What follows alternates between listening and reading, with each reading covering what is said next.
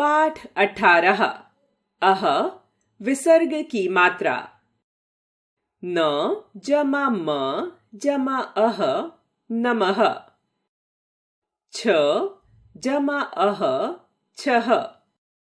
दु जमा अह जमा खी दुखी। विसर्ग लगाकर पढ़ो। फ जमा ल जमा त जमा अह फलतः। अ जमा त जमा अह जमा क जमा र जमा ण अंतःकरण। अ जमा त जमा अह अतः।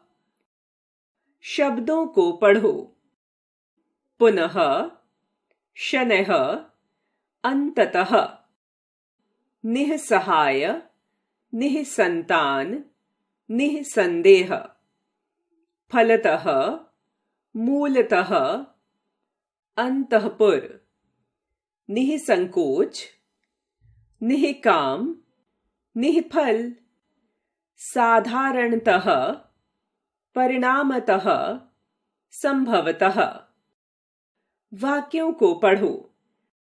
6 बजे उठ, माता पिता को नमः कर, शनैः शनैः चल। दुखी मत बन, पुनः पाठ याद कर, निःसंकोच होकर पूछ।